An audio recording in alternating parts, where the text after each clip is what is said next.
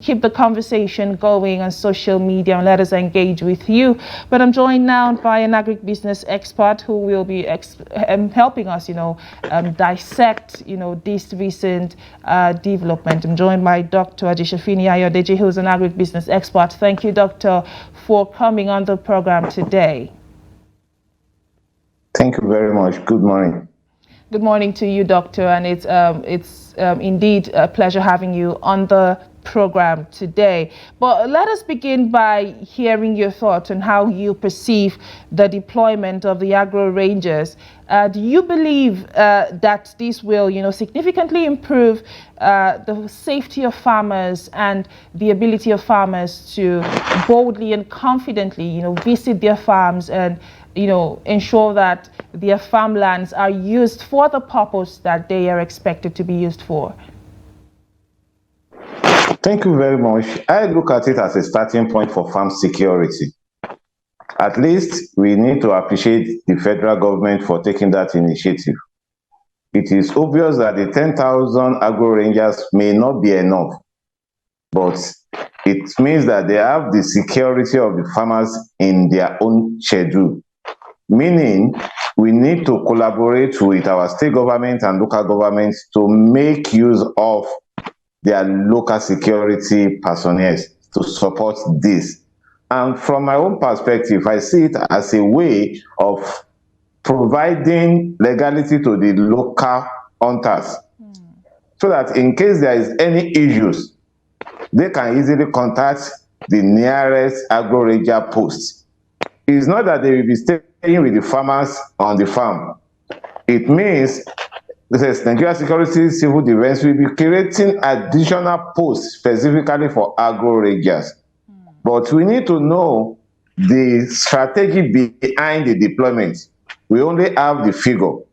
We don't know the strategy. We don't know how the allocation of the personnel will be to each state. And it's not only for the state usage, basically for the local usage. Are they going to create more security posts for them, where the local people will be enhancing their operations? But I will say thank you to the federal government for taking this startup initiative. You mentioned, the strategy for deployment. When you say that is still unclear, what exactly are you referring to? Thank you. 10,000 to 19 states is an average of maybe 1,000 or less than 1,000 per state. If you have to look at it, it's less than 1,000 per state. Each state has nothing less than 11 or 16 local governments. Average of how many per local government? Because they are not coming to that state to come and sit in the state capital. They will be deployed to the local governments where they are required. These 19 states are the paramount state that has been attacked. That means that the number is not enough, but that does not mean we should rubbish the idea. But we need to encourage the idea and make use of our own local intelligence. How do I mean? Make use of our own neighborhood security to work with the agro-rangers. Because the agro-rangers that are coming from the federal do not know the terrain of the locality. It is the local neighborhood security that will help them, maybe at the ratio of 10 local neighborhood security to 2 agro-rangers for each area. That's the way I'm looking at it. Well explained there, especially your concerns around deployment and how many would be, deployed to each state, and then looking at how many would be deployed to each local government before we start talking about districts and specific neighborhoods. But thank you, Doctor, for, raising those very important concerns. But let us go now on a short break. When we return, the conversation continues. To stay. And you're still watching Business Daily, coming to you live on Trust TV. Just before the break, we started a conversation on today's episode of the program regarding, the federal government's deployment of, 10,000 agro-rangers across the country. And I'll just point out that this is done in collaboration with the Nigeria Security and Civil Defense Corps, and this is expected to improve food production, especially in food producing areas across the country. But again, I'm joined by my guest, who is an agribusiness expert in the person of Dr. Ajisefinni Ayodeji. Thank you again, Doctor, for coming on the program today. Thank you very much, Nigerians. Thank you. Let us continue our conversation now by, looking at the specific areas you will recommend the agro-rangers focused on. Of course, it's no longer news that there has been the farmer-herder conflict and malicious destruction of farmlands across, certain areas, especially in the northern part of Nigeria. But what would be your recommendations that should be, the immediate actions that these agro-rangers should help tackle in farmlands across the 90 states that they are being deployed to? Thank you very much. I look at it as more than where we are. Security of our farmland and the personnel is a very paramount activity that needs to carry along the villagers, the communities where the farmers are residing. Because of the law of our country, Nigeria, no one is allowed to carry any arms and ammunition as an individual without a license. Introduction of agro-rangers is number one step taken by the government to curb it. I personally will say it's a welcome idea. But it is not enough because of the population of our country. 10,000 agro-rangers deployed to 19 states is an average of 600 per state, 600 personnel per state. If you are to look at the calculation, and a state of 24 local governments, how many agro-rangers will be located to that state? I see it as a capacity building system, whereby the numbers allocated to each state within that 19 states are meant to train some local people or the existing neighborhood on how to secure their environment, where the agro-rangers will now be the coordinators of the activities of the local people. The numbers are very, very, very short to what we need. But that shouldn't be a case to discourage the idea. Rather, it is a case for the state governments in wherever the agro-rangers are deployed to, as the chief security officer of the state, to enhance the activities of the agro-rangers. How do I mean? By encouraging and creating employment opportunity. In each state, we have Boy Scouts, we have manpower, we have neighborhood security.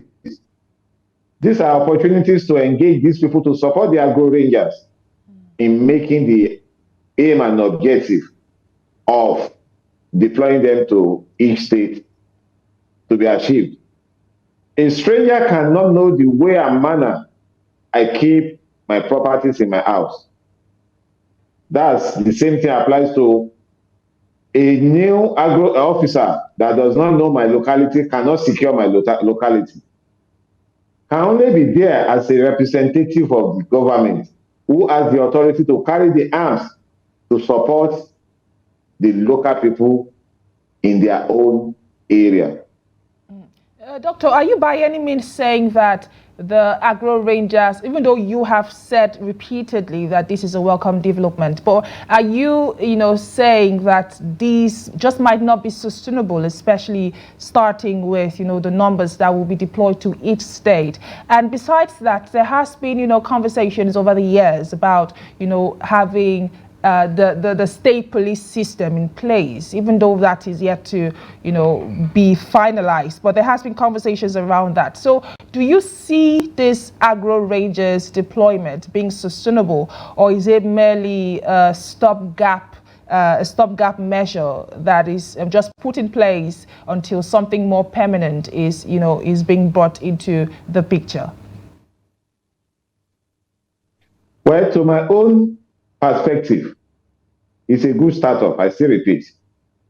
But the sustainability depends on the federal government, because having 10,000 for 19 states will not be enough, and that will be additional expenditure on the government part by recruiting more officers to join the Civil Defense Corps, which may not be part of their budget for now.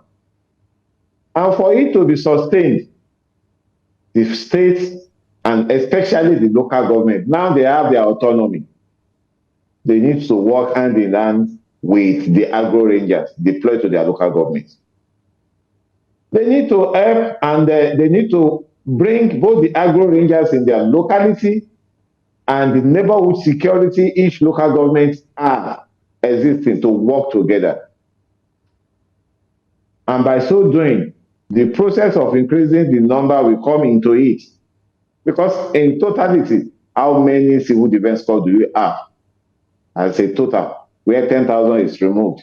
That means that the 10,000 that is removed from the corps will affect some areas they are covering, which will necessitate immediate replacement or increase in the recruitment of their own corps members. But sustainability of this should be a collaboratory effort between the federal government and the chief executive security officer of each state to encourage the idea to work very well. Okay, you have re-emphasized the need for collaboration between, the NSCDC, the federal government, the state government as well. But you seem to have, over time, left out, farmers, and farmers would argue that they should be involved in, in things like this. But what are your thoughts on that, especially, involving local farmers in the implementation of this initiative? Sincerely speaking, I'm a farmer, and I know where the shoe pains us. Looking at the populations of farmers in Nigeria, this number cannot cover them, to be sincere with ourselves. But for food security purpose, we need to start from somewhere. By one, having the Farmers Association to be part of the committee that will implement the activities of the agro-rangers in Nigeria. Why am I saying so? They know the locality and the terrain of the farmers. And that's why I always hammer on the grassroots. Before we come to the federal, it starts from the local. And when we are talking about the local, it starts from the rural. For the security of farmers, it involves the community heads. Therefore, to support the idea of farmers, it is not the individual farmers that the agro-rangers will work with. In the locality, the agro-rangers will work with the local government chairman, we work with the traditional heads in each of those areas, because they know where their farmers are. They need to do the roadmap of where the farmers are, and they need to design a security strategy to map up the enforcement or reinforcement in case of eventuality. And this can be done with the involvement of traditional rulers in each locality where the farmers are, in this security of farmers and the farm. One would say that, such responsibility just might be a daunting task for the NSCDC beyond the numbers that have been deployed, having to mediate in, farmland conflict and a lot more that are expected from the agro-rangers. But as someone who is, a farmer in Kwara State, what challenges do you expect for the agro-rangers to meet on arrival at, these farmlands? One thing, in order to guide against any challenges with the farmers, there shall be a stakeholder meeting. Each farmer belongs to one association. And I like something in this, our association management in recent times. It has been domesticated to local government by local governments. Let me take, for example, the the farmers we are talking about. They have their association, all farmers association is there. And they have it at the local government level. There is local government coordinators for each farmers in the local government. This agro-ranger post must be located in each local government. And there should be a regular security meeting between the farmers, let's say between the stakeholders in the local government. Because before we can talk to the state, it has to be in the local government. And for us to have this regular reviewing of activities of both the agro-rangers, the existing security team in the local government, it has to be a regular review, because he that is targeting to attack, they are reviewing. And one has to be reviewing in the same sense with them. And they can only get intelligent information from the local farmers who attend to their farm on a daily basis. And these local farmers know who to talk to whenever there is a challenge. For example, in Kwara State, I can remember there was a time in the local government when such a thing happened. This one is just between the farmers and the elders. The first place they went to immediately it happens was the community head. The farmer reported the case to the local government coordinator of their association, and the local government coordinator took the issue to the community head, and the community head now take it to the police post allocated in that vicinity, and that's how they were able to sort it out.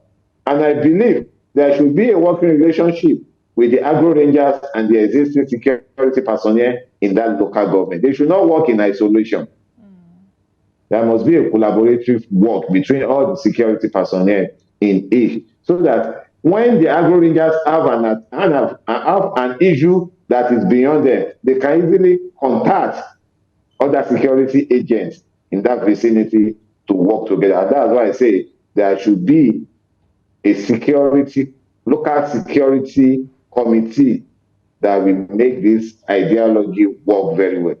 Indeed, the role of collaboration cannot be overemphasized, as you also did, mention, how intelligence can only be gotten from local farmers who are well aware of their own vicinity.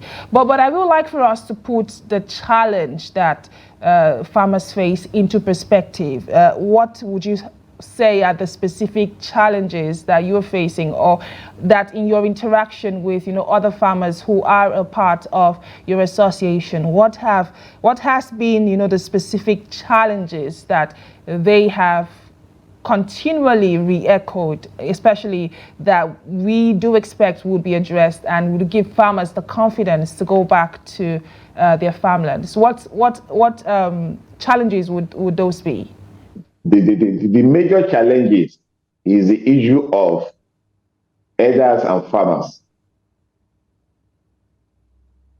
Why on earth will somebody rearing cow be moving around with local gun? For what? And a poor farmer with ordinary cutlass cultivating on his land, it can be overpowered by an herder who is with gun, forcefully wants to penetrate into a particular farmer's farm. It's a serious issue. And it's a two-way issues. And that's why, I used to clamor for agribusiness.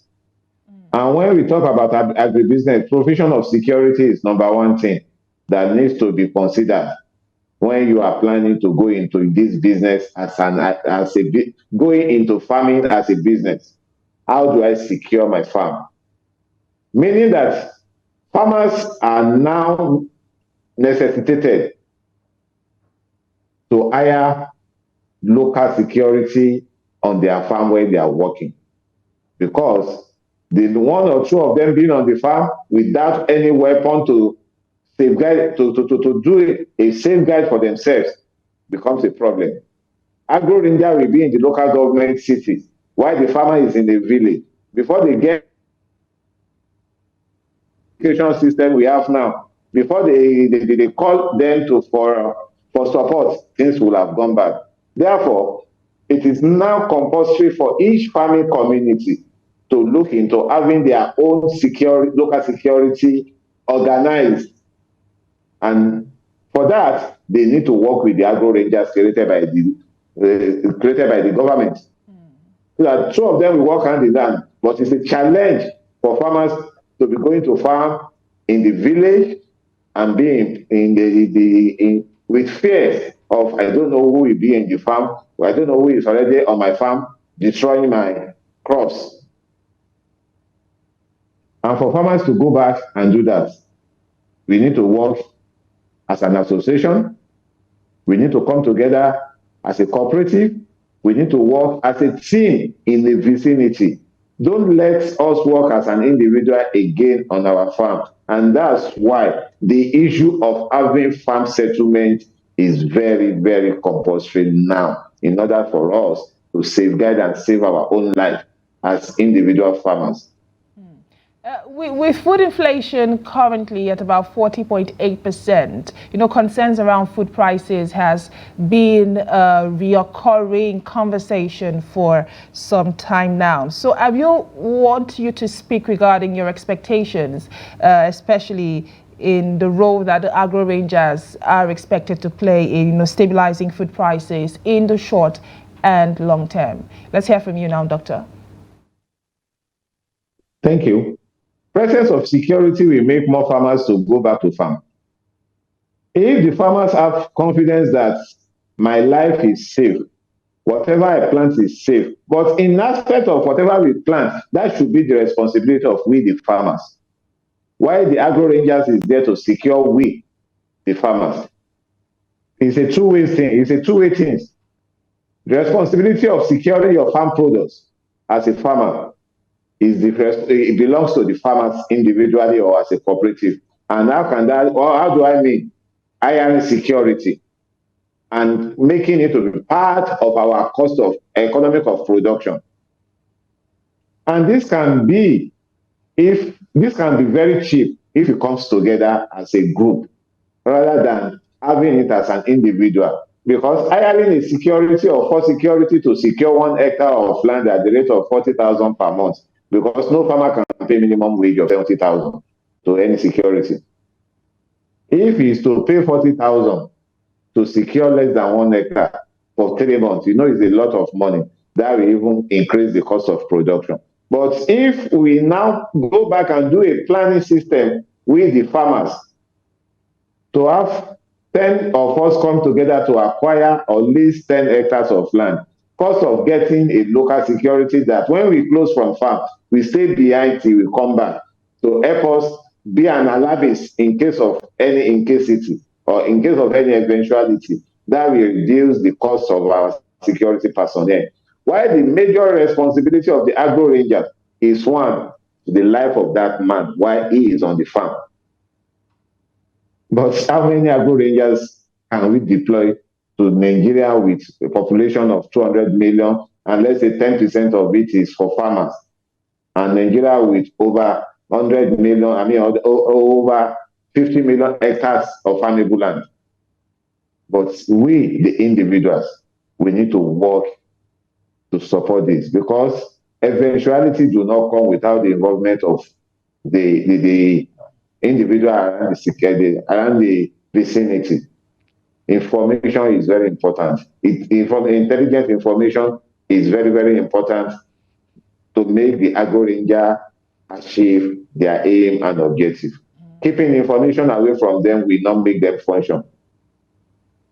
Indeed, Doctor, the need for collaboration cannot be overemphasized between the locals, the farmers, the community heads, as well as the agro-rangers themselves. Have been speaking with Dr. Ajisefinni Ayodeji, who is an agribusiness expert, and we have been speaking towards, the recent deployment of 10,000 agro-rangers in food producing areas across the country. Thank you, Doctor, for all the insights that you've shared today on the program. It's my pleasure. Thank you too. And that's all that we will be taking today on Business Daily. But, keep the conversation going on social media and let us hear what your thoughts are on the discourse for today. My name is Chiamaka Enendu. Thank you for watching and bye for now.